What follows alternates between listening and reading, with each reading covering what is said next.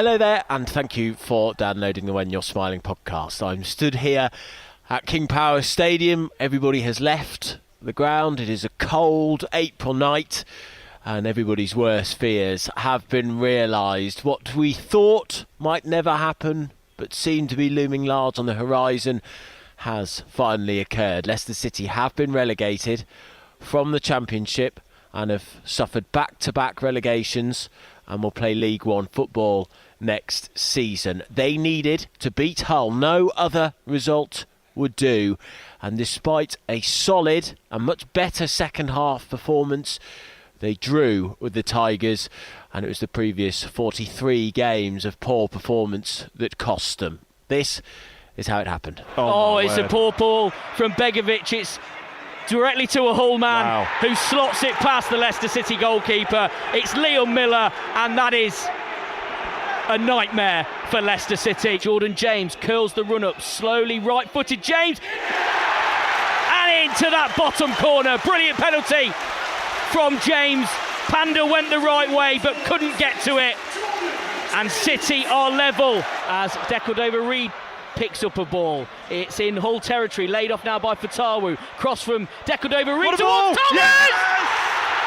And what a turnaround from Leicester City!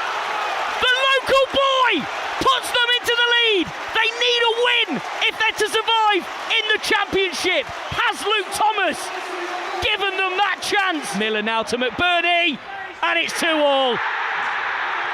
A brilliant finish from the Hull danger man, and after Leicester City fought back to get into the lead, all of a sudden things are level once again. When You're Smiling, a Leicester City podcast from the BBC. Is there enough time for Leicester City to do anything? No is the answer. There is not time. As boos, apathy and malaise around King Power Stadium. Fans around us, some stood in disbelief, some leaving, others singing "Sack the Board." There were boos pre-game, boos at half-time and boos at full-time. And it's no surprise. This football club that just 10 years ago was the wonder of the footballing world has reached its lowest ebb, relegated to the third tier of English football for just the second time. Some may have been fearful that the 10th anniversary of that great Premier League win would be tarnished, given it falls on the final day of this disappointment of a season. And yet the team hasn't even made it that far. With 2 matches left to play, they're down and out. Yes, there was a little bit of fight in the second half today, but really, they've gone with barely a whimper. The club motto of Foxes Never Quit, the identity as the ultimate underdogs, has been lost. This club, this city, these fans have experienced the greatest days a football supporter could ever dream of in the past decade. But all of that success, the Premier League, FA Cup, Community Shield and European tours, couldn't feel any further away right now. Instead, they're just the 5th club to experience back-to-back relegations from the Premier League. The downfall of this football club in the last 5 years beggars belief. From the envy of the footballing world to this. Whatever this may be. To those in charge, questions need to be asked. Responsibility needs to be taken, because it simply hasn't been good enough. These fans that will follow this team to places like Bromley and Burton next season, they deserve better. Full time at King Power Stadium. Leicester City 2, Hull City 2. The Foxes are relegated to League One. And it's pretty striking at the moment. A load of fans. Just down to our right hand side is where Kuntop and John Rudkin are. The chairman, and of course John Rudkin playing such a key role in this club. And everybody is turning round and looking at them, shouting at them. And if they're not doing that, they're turning around and shouting at the players on the pitch, who have all gathered together. They are walking over to the fans rather sheepishly and are clapping them. I do not envy them right now, Matt Piper, I can tell you. There is a horrible, toxic atmosphere inside this ground.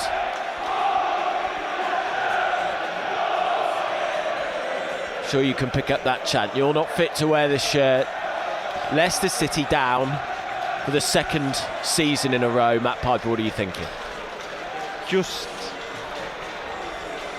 I mean, it's so sad to see the football club like this. I mean, you wait all season for what we've seen in the second half there. That was players that were having a go, and it took that long. And when it was too late, and there's people standing around not knowing what to do. They don't know whether to boo. There's a few that are clapping the team. There's many more singing "sack the board." There's many more singing at the players, "You're not fit to wear the shirt." I think it's a club that I don't recognise at the minute. I don't recognise, and I said it the last time we played. I recognise more of that spirit we've seen in the second half, but it's way too late. It's too little, too late. The damage has been done, and the football club now finds itself in League One with no real leadership. That's what really worries me. There has been no leadership last season. There was no strong leadership at all this season from managers, chairmen, directors. There has been no leadership for me at all. And when there's no leadership, things sink. And obviously that's what's happened to Leicester tonight. It's a desperately low time for the football club, probably the worst in its history. And people don't know what to do. There's people that have sat in front of us for years who are lovely, hardcore, staunch Leicester City fans, humble, proud, that have just been thrown out the ground. He's just been thrown out the ground he was so upset. He was trying to, I don't know if he was trying to get to Top and John, or he was definitely directing some abuse towards them, and he's been thrown out the ground. This is how it's got fans, and this is what happens when you don't run a football club in the right and proper way, and you don't step up as a leader and take it forward. And then onto the players. I mean, that first half performance, when you need to win a football match, was a disgrace, I thought. Second half, they actually did something about it. They came out, they showed a little bit of spirit, they scored the 2 goals, they couldn't quite get that third. But don't you think that's even more offensive? Yes, I do, and I don't know how or why that happened. It was really strange, really strange. You're expecting it 3 months ago. How did they notice at 80 minutes that they were in trouble? It was pretty extraordinary, really. It was really, really strange. It was one of the weirdest second half of football I've ever seen, because all of a sudden, I was absolutely laying into the team at half-time. When I was talking to you at half-time, Adam, I was absolutely getting after the team. I thought it was a disgraceful performance from the majority of the players wearing blue in that first half to try and keep their football club in the league. And then in the second half, they came out and, really put effort in and showed urgency. But obviously it's too little, too late. And I think it's been an absolute horror show of a season, and we really need to look at the leadership of the football club. We've been saying it for 2-3 years now, and it's not going to get any better with Top remaining in charge, unfortunately.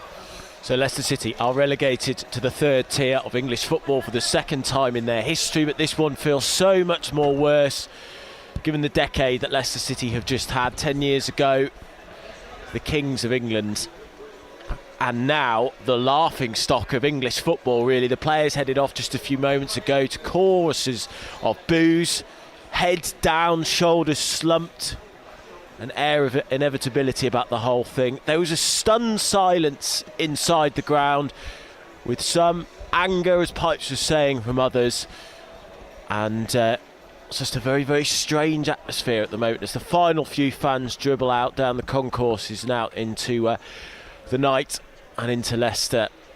Pipes, I suppose it is that question. We were talking to a Coventry City fan who worked in our office the other day, and he said, you know, you'll be back, and of all of the fans that you can talk to, I think a Coventry fan is probably a fair one when they were in League Two and at the very bottom of English football to where they are now. But it feels so far away now, doesn't it, because of the structural issues that are so endemic within this club at the moment, because, as you say, of how the club is run, because of how the club is financed. It seems so far away. I mean, I've got to remain professional, but there's a deep sadness within me, and you know, just seeing fans that have been here for so many years and supported the football club so well, and you know, so humbly getting thrown out the ground, and that's how angry and upset it's made us all. And I really do fear for the future of this football club. I never thought I'd say that, but I do, because you know, we've been talking about this saying the last few days, especially saying if you love something you have to let it go. If he holds on to this football club for much longer, he's going to take it out of existence. I think, because I think we'll all be very silly now to think mistake after mistake after mistake after mistake from the board, the chairman, for so long, and he's got us to this point now where we're in League One. Only the second time in our history. But also what really worried me, I really read that article early and dug in deep to it about the finances of the football club and how bleak it looks. But when you've got an owner that wants to keep saying, we will make this right, we will make this right, but has made 3, 4, 5 years of mistakes since the tragic death of his father, he's blinded, I think. That's how it feels to me. It's pride as well, surely. Yeah, too. there's a pride and there's an honour there, because he wants to, you know, keep the legacy going of his father and the incredible times that we had under the King Power.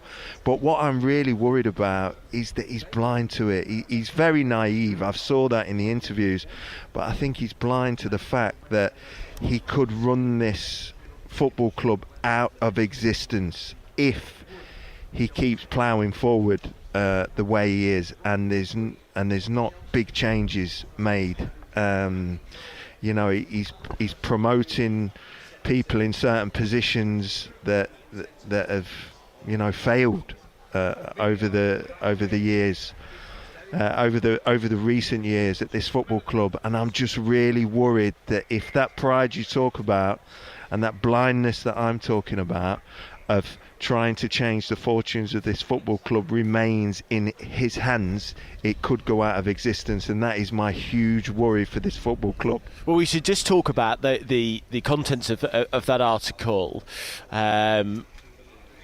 which I'll just find who wrote it actually, so that you can go and find it. It's very illustrative. Paul Quinn, the Esk, on X, he basically goes into the fact that their funding model, which is to sell big name players for lots of money and far more money than they bought them for, TV money, which are the two main revenue streams, is going. And if you're thinking, well, it'll be all right, there's a big multinational corporation owned by a billionaire who can run this, it highlights that King Power's revenue has dropped significantly, but their expenses are huge. Their training ground costs £15 million a year to run. They have players on huge wages who they are going to find it very difficult to offload, and will have to pay £50,000, £60,000, £70,000 a year on certain players in League One. And so they are in a awful state going into this. And it's interesting, you know, it's sort of like, why are we focusing on this? It's because we sort of saw this coming, but it is what happens next to Leicester that is so imperative, isn't it? Well, I mean, this is the only thing to talk about now at the minute. You know, it's all right, you know, why the season's on and the hope's still there that we can try and stay in the division, but so many people for so long have been saying that this is heading in the wrong direction, and when you've got a chairman that is naive to that, Unfortunately, this is what happens. And now the next point to talk about is how perilous this situation is and how do we get out of it. And I think if Top remains in charge, I'm sorry, I just can't see us getting out of it. I think, at best case scenario, I see us in the doldrums of English football for some years to come, unless he makes that decision to leave and let new leadership come in and pit a way forward for us, because mistake after mistake for years on years has got us in this position. And I'm sorry, but you just have to go off of recent history, like we have done with this team. When things are going wrong, do you think this team can turn it around? Do they fold against adversity? Yes, they do. So what makes you think in the last 10 games of the season they're going to be able to turn it around? That's why I said, and many of the fans said, I just fear relegation. As early as 10, 15 games ago, and the same is true for the ownership. He's made so many mistakes. He's so naive that if he remains in control, I just see that things are going to get a hell of a lot worse before they get any better. Andy, a gutted Foxes fan from Whittick, lost for words to describe how angry and upset I feel right now. The club is a total mess, and I fear even this isn't the end of it. We seriously could be dropping into League 2 in 12 months' time. Things are that bad. Andrew from Nuneaton, gutted, and having to work in Coventry isn't helping at the moment. Top has taken his foot off the gas and allowed Rudkin to run the club, and countless mistakes have been made. Don't expect an instant return. I've got no faith in the current board to make the right decision to bring us back. And let's hear from Tom, shall we, who has sent us this voice note. What can I say? I think that sums up our season, if I'm honest here. Gifted, Hull, most easiest goal from another mistake at the back. You get yourself half-time 1-0 down, you get yourself back into the game, you get yourself in front, and again we go and give them an easy goal. But it just sums up the season. We can't defend, and when we get the chances, Patson Daka, how many chances does that bloke need in front of goal? The one in the first half, I can't believe he side-footed it wide in front of a full goal, and the one in the second half, it was harder to do what he did by hitting it into the ground and into the crossbar or the post. It just sums up our season. Once again, spirited performance second half, but little too late when you're in a relegation scrap. And we're on our way to League One. I think the feeling for me now is, I'm sorry, but come top, sell up and move on. Do what's right for this football club, because you're absolutely killing it by hanging around when you're not welcome anymore by most of the fans here.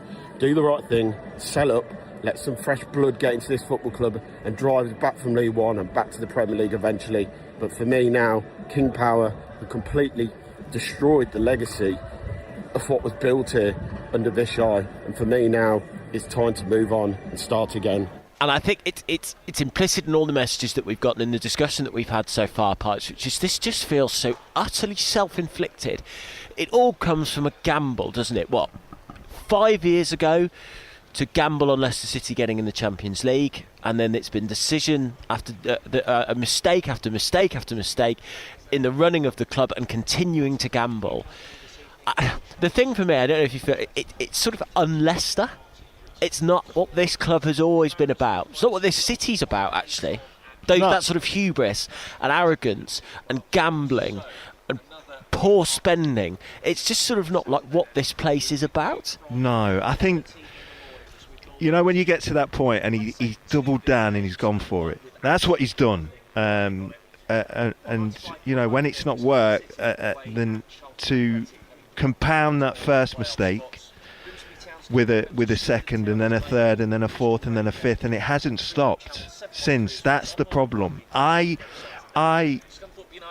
congratulate him in a way, because us as Leicester fans, and I know it's hard to think in this moment because of what's just happened, but I congratulate Top that he actually went for it when he did, because we were all saying he needs to put more finances into the thing. We need to go for it now. We need to keep some of our better players if we want to try and sustain that level of success we was at. It didn't work. That's no problem with that. I wouldn't ask for him to leave the football club because he made it. He took a gamble. It didn't pay off. you know, we have a season in the Championship, we go back up. Don't compound those mistakes, though, by keep, you know, making them.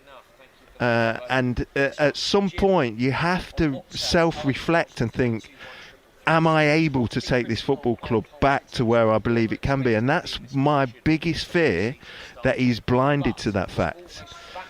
And when I seen that interview that he did, it was so naive. And you're not going to come out at the time, however many weeks ago, was it 12 weeks ago, and absolutely obliterate him for being naive. You're going to mention the fact, I thought he seemed a little naive, because we're not in this position we're in now.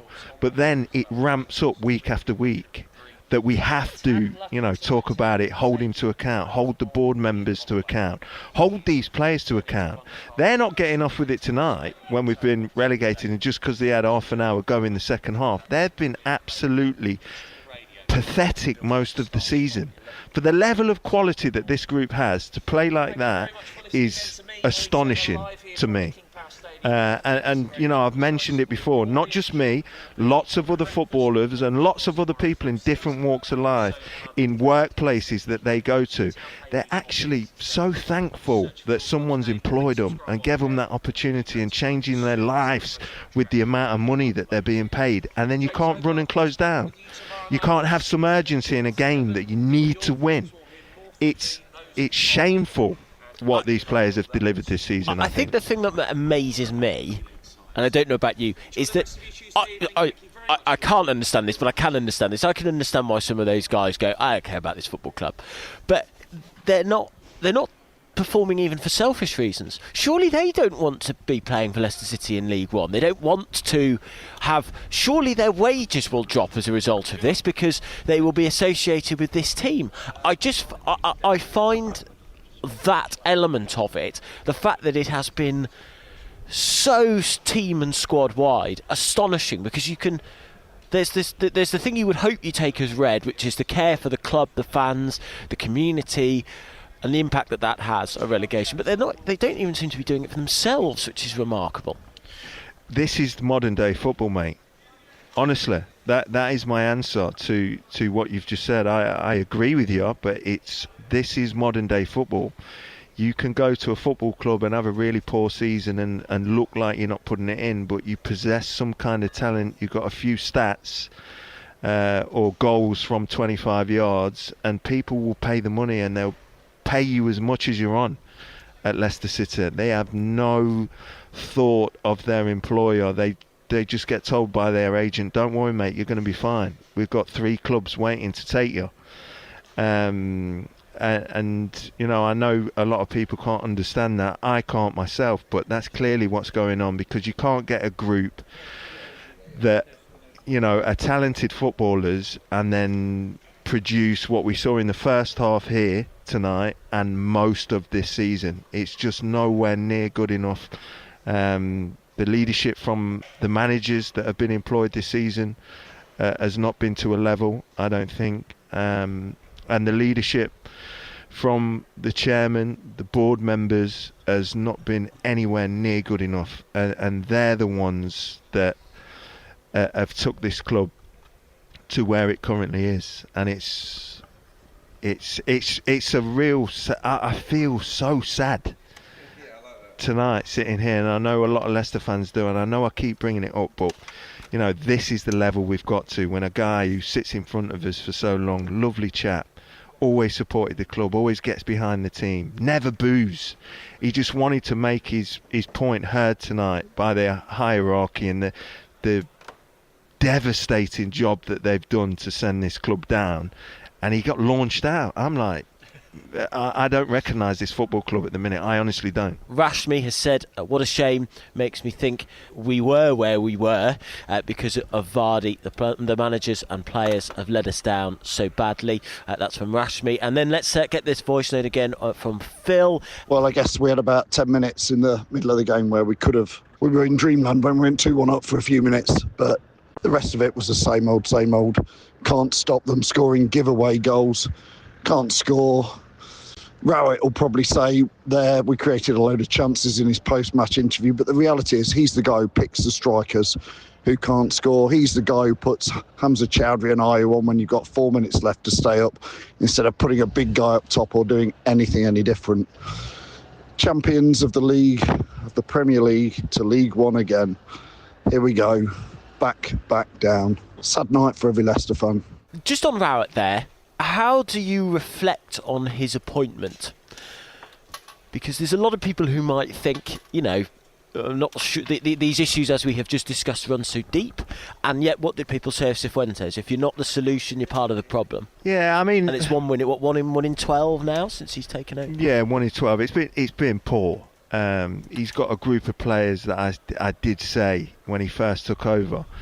He's going to find out pretty quickly that they're a hard bunch to manage, and to get any consistent tune out of, and that will stand up in those moments of adversity, which this team has a lot of because of the way that they defend their own penalty area, and then they just fall away from performances. That was the most spirit we've seen in that second half tonight in a long time, and when you've got a manager coming in like Gary Rowett, tough, honest, he's going to look back and reflect on his time here. But, when you've got a manager that has to say 2 games from, possible relegation, the enormity of the situation and what it's going to do to staff and people at the football club if we get relegated to League One, it says it all there for you, the group of players that he's trying to manage.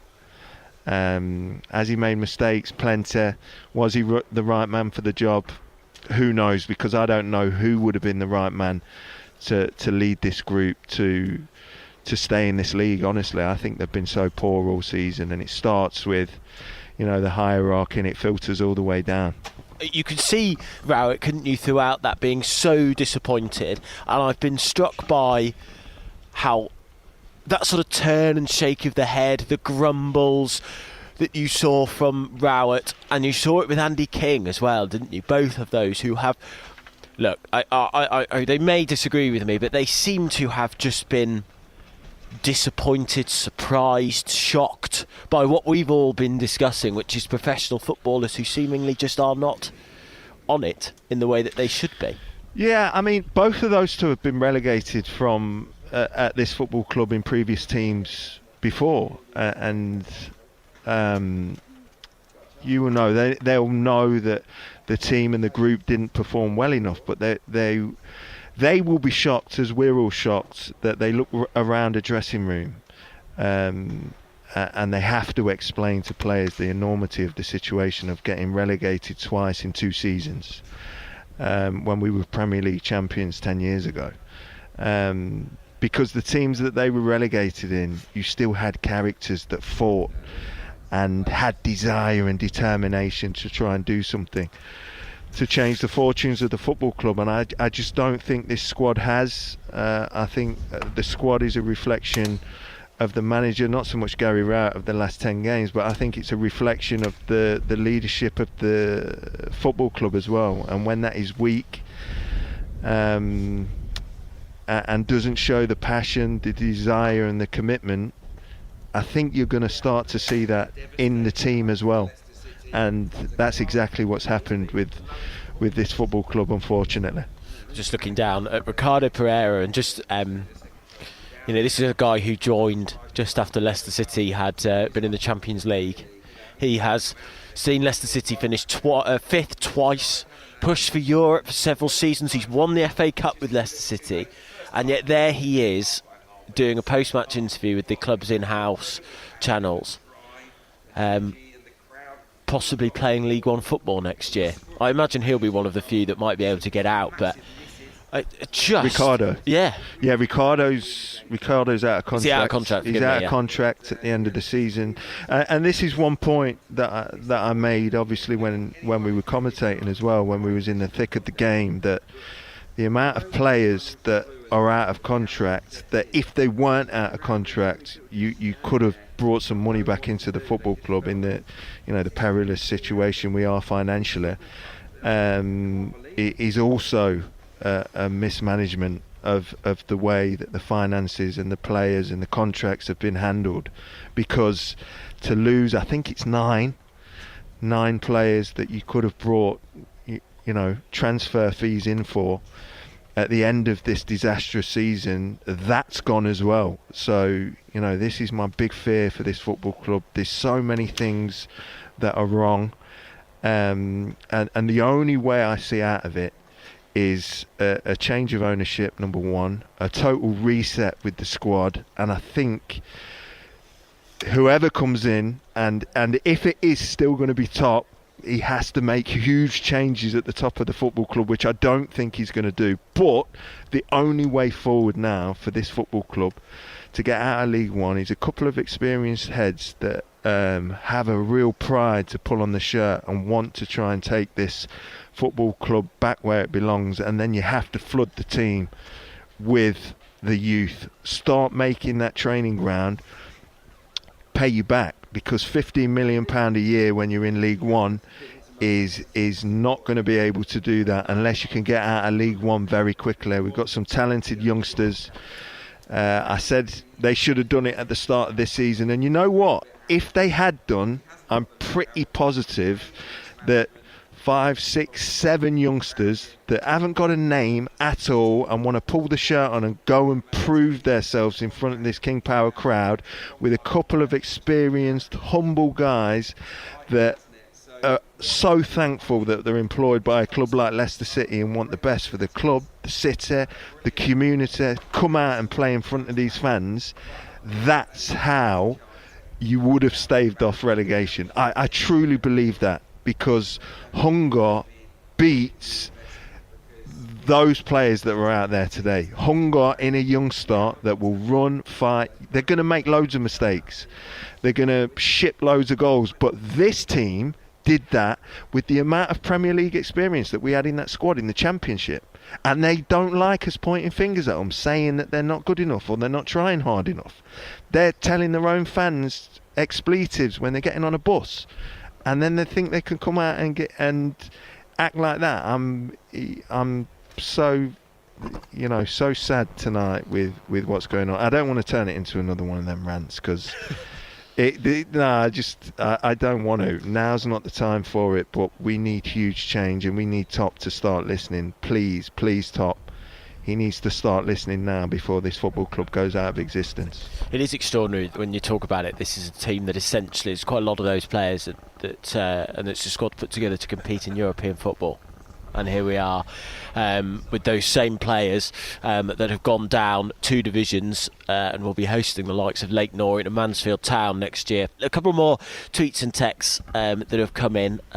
This one from an anonymous person. Absolutely gutting. The performance was of the definition of too little too late. A painful, mocking reminder of the quality we've wasted all season. That's a very good point there. The fact that we are now all staring at League One football is beyond unthinkable. It is a catastrophic failure that should have been impossible. The fans booing Winks tonight were embarrassing. He made a mistake, but turning on our own is in a high stakes moment like that is a new low. The club is broken. We don't just need a reset, we need a total top to bottom rebuild. Every single level of this institution needs to be stripped back and fixed, nothing less. This one that was from someone who was anonymous. Oh, okay. I agree with most of the points that they put. And then this one from Josh. I can't believe how things have gone. Top needs to sell now. This isn't the Leicester I've grown up with. Fight, determination and drive all gone, and what are we left with? A gutless and pathetic shadow of a club that once was. And he says Top has destroyed his father's legacy. That's from Josh. It'd be really interesting to see how the next few weeks and months go, I think, from Leicester City fans' perspective, don't you? I think how the sentiment that you have demonstrated, the sentiment that some of those fans have demonstrated, that pure anger, I'm intrigued to see where this sort of goes, actually. Yeah, I mean, I am. The way that Top has sort of led it, and this is not to have a go at him, this is to sort of explain what I'm hoping happens. The way that he's sort of led and he's shown his leadership style, it seems to me he's not one to... What I'm hoping for, what I'm trying to get to, Adam, what I'm hoping for is, you know, the miraculous turnaround we've seen at half-time, because that was a pathetic performance. Hull totally dominated that first half. There was not any fight, urgency, and you're in a relegation battle, and there was none of that from Leicester City. They came out in the second half, and it was like a switch was flicked. That's what I'm hoping is happening in that boardroom right now with Top and the powers that be, that, oh my goodness, the realisation sets in like it did for those players, where they think, we are going to destroy this football club. We didn't think it before. Oh my God, I was so naive. Now, how likely is that to happen to a billionaire? I don't think it is, but that is what is needed. That is what needs to happen. And if that does happen and he wants to keep the club, he's got to change the whole structure of the board and the way that the club works and the financial model of this football club. Otherwise, it will go out of existence. And that's the only way, if something miraculous, that light switch moment happens with Top, or a real intelligent advisor gets in his ear and advises him and he actually listens to it. That's the only way I can see him keeping control of the football club, but it actually going forward. Otherwise, he's going to blindly take us in to being a football club that once was. And that is my biggest fear for the football club that I love. Thanks, Pipes. That's all the reaction from the 2-2 draw with Hull. That sees Leicester City relegated. We'll bring you the reaction of the camp very shortly indeed. When You're Smiling, a Leicester City podcast. Welcome back to the When You're Smiling podcast. Let's hear from Ricardo, shall we? It wasn't too long ago that he was one of the star right-backs in the Premier League, playing regular European football for the Foxes, and now he is the captain. That has gone down 2 flights and taken them into their lowest ebb, perhaps, in their 142-year history. He spoke with Jack Rafferty after the game. Ricardo, just try and sum up your emotions right now. Difficult moment. Not just me, everyone here hurt. Everyone, players, staff, everyone at the club. It's a very difficult moment. It's hard to put words to explain it, to be honest. I don't expect you to reveal everything that's been said, but can you try and give us a sense of what was said in the dressing room after full time? What conversations have been had between you and the rest of the squad? I think that stays between us. I think the thing, it's like hurting, take it on the chin, take responsibility, everyone. And in a way, we hurt today, but tomorrow it's a new day. We have still 2 games to go. Have to play our best, give our best still, play for our pride and for the shirt, and try to finish in a decent way. Look, there's going to be a lot of analysis of what has gone wrong, but you've been there from the highs, from European trips. You scored that goal to get this club into the semi-final of a European competition, and it's been back-to-back relegations now. I'm wondering, from your perspective, where you think things have and are going wrong at this football club. Like you said, it's hard to say that now, and it's difficult for me especially, and for the boys, but being here and having so many high moments here and now being in this position, it's difficult. There's no, in my point of view, no magic answer to explain that, but I think it's a lot of things that went wrong. We had different managers, different players, and it didn't work out, and we need to do introspective, everyone at the club, to see what didn't work well and to do different. There's been question marks over the commitment of some players. That is never something that's been aimed at you. I think it's clear to see how devastating you find this. But are you worried, as somebody who's been here a long time, are you worried about the future of this football club? course, it's difficult now in the position, like I said before, where we were and where we are now. It's difficult. Everyone is concerned about what will happen, but that's questions just to be answered. I don't think today is the day to say that, and for sure it's not me that have all the answers. The fans made their feelings known at full time. They're making their feelings known just outside of reception now. Plenty of fans staying behind to protest. As the club captain, what is your message to those fans? Yeah, no, it's difficult for them. Me personally, I don't like to say I'm sorry because of me personally. We don't do things on purpose because we suffer, even if some fans think otherwise. But I want to say sorry for them. We have to take responsibility, and because we are the ones to blame. We are the ones who play and that are out there, and we had 44 games and we weren't good enough. Do you sympathise with the fans that are making their feelings known right now? Yeah, of course. They are the fans. They have right to their own opinions, to protest if they are not happy with the club, with the players, with me. So we need to take responsibility, like I said before. Look, I'm not expecting you to have all the answers, but what do you see as the next step? There's 2 games left to play. You're out of contract at the end of the season as well. How do you see the coming days and weeks going? I just think 2 games to go, finish the season well, and the rest is not important, to be honest. Ricardo Pereira, well, fair play pipes for him for being the bloke to come out and be interviewed. That cannot be easy. Well, I think he had to be. He's the captain, isn't he? He has to be. I think he's the wrong choice for a captain. I think. Listen, I love Ricardo. One of my favourite right backs in the Premier League, and I think he was one of the best when he was at the top of his game. He's nowhere near that level now, but just from that interview, I just don't think he's captain material. I know he loves the club. He's a humble guy. He's a very nice man by all accounts, but he's just not feeling it like a fan. He just said there, the fans can, they can have their opinions and they can have their opinions on me. He just don't feel it like I want a player at my football club to feel it. And it's not really a opinion, is it? It's fact. He has been part of a team that has been relegated. Yeah. And he comes out and does an interview like that after he's been relegated, mate. What's he saying to them in the dressing room when they're not putting it in? He's not saying nothing. You can tell, and I don't want it to harm his legacy at this football club, because he's been a wonderful player and I've enjoyed watching him over the years and supporting him,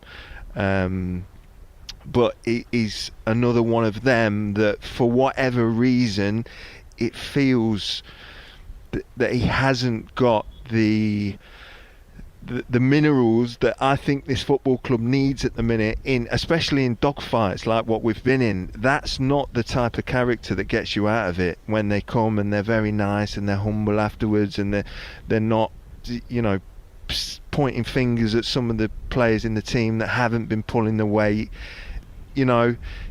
Thank you for everything you've done, Ricardo. I think it's probably good. I never thought I'd say this, but I think it's probably good that his contract is up at the end of the season, because that type of character is not good to have too many of them in a team that is struggling. So I think it is time for a whole new refresh now. I hope to keep some. I really do. I need to go through the squad list, but I think they've got to look to the youth now, especially with the financial situation of the football club. Extraordinary. You would have thought, I reckon, 21-22, you would have had top 4 teams sniffing around Ricardo. And now, we sort of said this to each other while it was interviews playing, wasn't it? That's a reputation that has been massively affected, if not tarnished, probably. Yes, you would say so. I mean, I've never looked at him and thought he's one of them that doesn't pull the shirt on with pride. I think he does. I just think too nice. A lot of this group are too nice. I would never point a finger at Ricardo and say that he's not putting it in. He's certainly not the player he was. I think he's obviously getting older. His injuries have affected him, and I just want to remember the good times with Ricardo, and I wish him well for his future endeavours. And let's hear from Gary Rowett, who came in to try and salvage Leicester City's season. He has failed to do that. 1 win in 12 for the Foxes' boss. And even though the problems run far deeper than him at this football club, you feel like he has not offered the solution that many Leicester City fans would have wanted, craved, or been so desperate for. He spoke with Jack Rafferty after the game. Gary, just sum up your emotions right now after the club's been relegated to League One. Yeah, obviously incredibly frustrated. Incredibly frustrated with parts of the game. I think that first half we didn't. Our energy and drive didn't match the importance of the game. I didn't feel. We still created some good moments, still created some good chances. I think that the fact that 18-year-old Divine Mikasa was trying to do everything himself, I think, showed that some of the others needed to step up a little bit more. Second half, much better. I think, if we'd have had that same drive, energy, passion in some of the other games, then maybe things would be different. But I think we should win the game as well. We created lots and lots of good chances, so frustrated, but I think the game in some ways was symptomatic of a lot of games. Created a lot of chances, but we don't take them, and we give silly goals at the other end to give the opposition a lift. You spoke there about the first half, and maybe there wasn't what you wanted to see from your players. Yes, there was more fight in the second half, but there have been accusations from supporters about that lack of fight from some of your players. Can you understand why the fans will be disappointed to hear that about the first 45 minutes of a game that they simply needed to win to stay in the division? Yeah, but I think the fans who've seen 46 games will judge that on their own merit. If they feel that the team hasn't fought with enough energy and desire, that's up to them to have that opinion. Again, it's I'm talking about the game today. I think it's very easy to collectively pull it all together that players don't have fight, players don't have desire. I think it's a very different Championship squad that I spoke about before. What I would expect us to do is play with more solidity and composure defensively, and also take the chances when they come. It's another game where we have lots and lots of shots on goal. We create lots of good chances. We're unfortunate with a few, but we're not clinical enough. So I don't think the game is just about that. I think it's also being clinical and ruthless when you get the opportunities, which 5 or 6 of the last 7 or 8 games we've had more than enough opportunities to win matches. So there's obviously a reason. I don't think it's for me to give that reason. I don't think me adding extra, words on top of the players is going to make any difference to the moment. We're all disappointed. I think the fans equally have paid their hard-earned money, and they will be incredibly disappointed to see their football club that, of course, 10 years ago won the Premier League. I know there's a roller coaster about being a football club fan at times, but I probably wouldn't expect that roller coaster to be quite so extreme. So the club have to learn their lessons. We have to understand why it happened, and we have to make sure we're very decisive in terms of what we do next. What are those lessons, do you think? You mentioned there the downfall of the club. Do you think, was this a tougher job that you took on than maybe you anticipated, stopping this football club falling down to League One? I think it was always going to be a tougher job than anticipated. I wouldn't have got the job otherwise. It's quite simple as that. It was always going to be a tough job.